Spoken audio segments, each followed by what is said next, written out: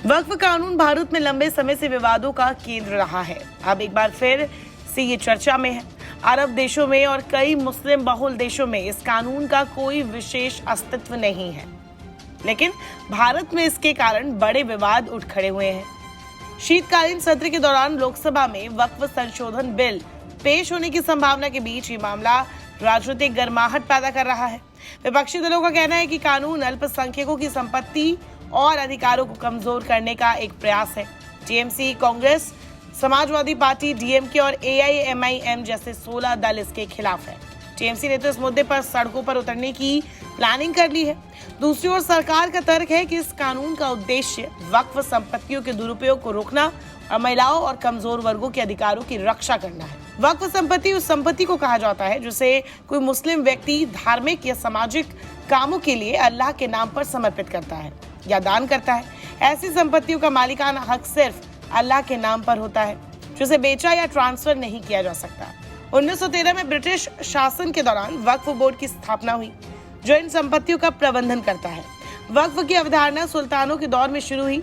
सुल्तान मुइजुद्दीन शाम गौरी ने मुल्तान की जामा मस्जिद के लिए 2 गांव दान कर दिए थे। यही पहली वक्फ संपत्ति मानी जाती है। बाद के सल्तनत काल में वक्फ संपत्तियों का दायरा तेजी से बढ़ता गया। आज भारत में वक्फ संपत्तियों का बहुत बड़ा भंडार है।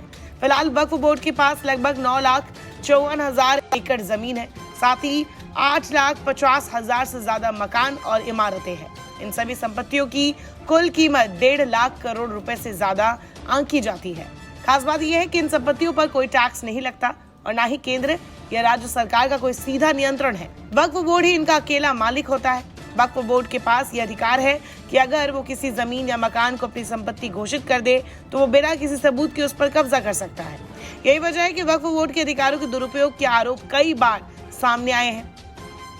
कई ऐसे मामले भी देखे गए हैं।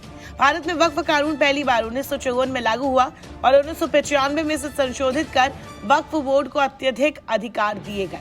इन अधिकारों के चलते कई बार वक्फ संपत्तियों के दुरुपयोग और अवैध कब्जे के आरोप लगे।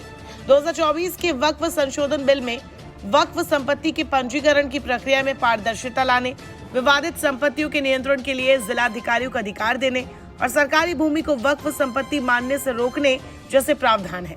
संयुक्त संसदीय समिति ने इस बिल पर चर्चा के लिए 25 बैठकें की है।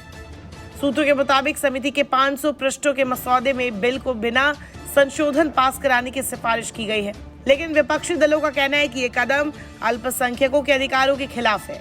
इस विवाद के बीच क्या वक्फ कानून में सुधार भारत में सामंजस्य स्थापित करेगा या इसे और विभाजनकारी बनाएगा, ये देखने वाली बात होगी। और निश्चित तौर पर शीतकालीन सत्र के दौरान इस पर एक लंबी चर्चा होने वाली है और माहौल गर्म भी रहने वाला है। नमस्कार, मैं हूं मानक गुप्ता।